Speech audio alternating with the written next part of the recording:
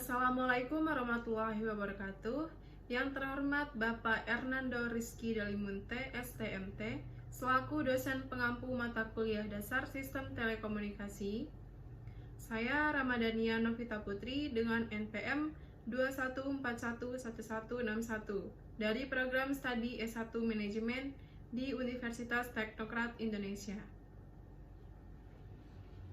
Di sini saya akan membahas materi tentang pengenalan sistem komunikasi radio untuk memenuhi tugas dari mata kuliah dasar sistem telekomunikasi. Pengenalan sistem komunikasi radio adalah suatu sistem komunikasi yang menggunakan udara sebagai media komunikasinya dan menggunakan gelombang radio sebagai pembawa sinyal untuk mentransmisikan informasi melalui udara. Sistem ini berfungsi dengan cara penangkapan sinyal oleh antena, sinyal data pada pembawa sinyal, penguatan sinyal, dan demodulasi untuk memperoleh kembali informasi. Dengan demikian, sistem ini memungkinkan pengiriman informasi seperti audio, video, atau data melalui udara menggunakan gelombang radio sebagai media transmisi. Dalam penggunaannya, sistem komunikasi radio memerlukan beberapa komponen utama, termasuk pemancar, media transmisi, dan penerima. Pemancar mengubah bentuk informasi menjadi suatu sinyal yang memungkinkan untuk ditransmisikan melalui media komunikasi. Media transmisi seperti udara digunakan untuk mengirimkan sinyal dari pemancar ke penerima. Penerima kemudian mengkonversi kembali sinyal menjadi bentuk informasi yang dapat dipahami. Sistem komunikasi radio memiliki beberapa kelebihan seperti kemampuan untuk mentransmisikan informasi jarak jauh dan kemampuan untuk mengirimkan berbagai jenis informasi seperti audio, video, atau data. Namun, sistem ini juga memiliki beberapa kelemahan seperti potensi gangguan sinyal oleh faktor-faktor alamiah seperti multipath, fading, dan delay. Dalam beberapa aplikasi, sistem komunikasi radio digunakan untuk mendukung keberhasilan tugas, seperti dalam penggunaan berbagai sarana komando dan pengendalian petugas Polri di lapangan. Dalam beberapa contoh lain, sistem ini digunakan untuk pengiriman data, seperti dalam penggunaan modem untuk mengirimkan data melalui jaringan. Kemudian ada prinsip dasar komunikasi radio, yaitu yang pertama ada transmitter, yaitu mengubah sinyal informasi menjadi sinyal radio yang dapat dipancarkan melalui antena.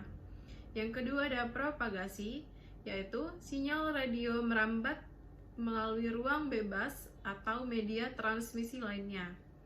Yang ketiga ada receiver, yaitu untuk mendeteksi dan memulihkan sinyal informasi yang diterima melalui antena. Kemudian saya akan membahas komponen utama sistem komunikasi radio. Yang pertama ada transmitter. Transmitter yaitu menghasilkan dan memancarkan sinyal radio yang membawa informasi. Yang kedua ada receiver, yaitu untuk mendeteksi dan memulihkan informasi dari sinyal radio yang diterima. Yang ketiga ada antena. Antena untuk mengubah sinyal listrik menjadi gelombang elektromagnetik dan sebaliknya. Kemudian ada frekuensi dan spektrum radio.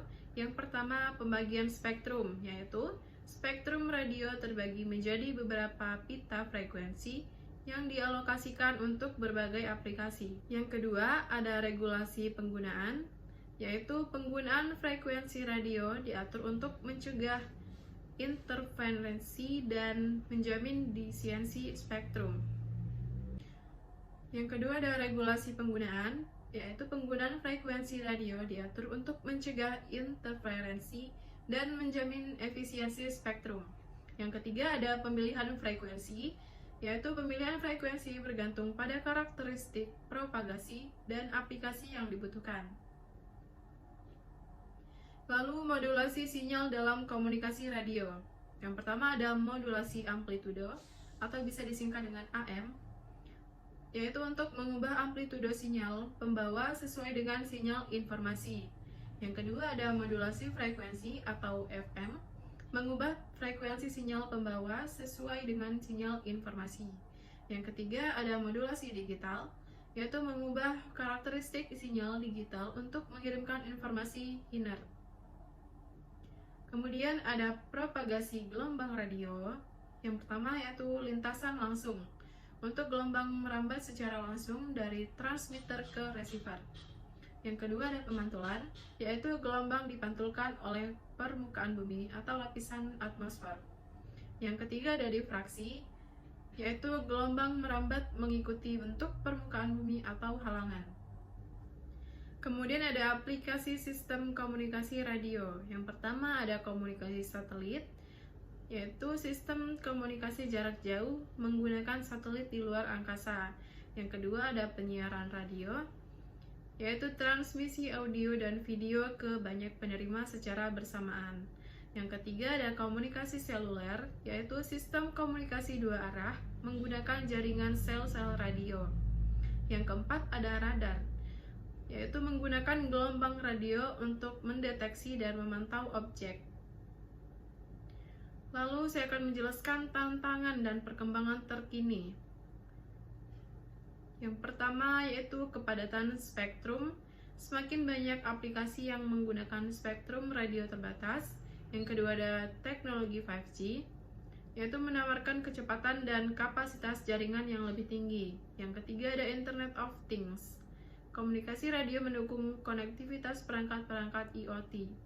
Yang keempat, ada keamanan siber, yaitu ancaman keamanan siber terhadap sistem komunikasi radio meningkat. Demikian pembahasan yang saya sampaikan. Wassalamualaikum warahmatullahi wabarakatuh.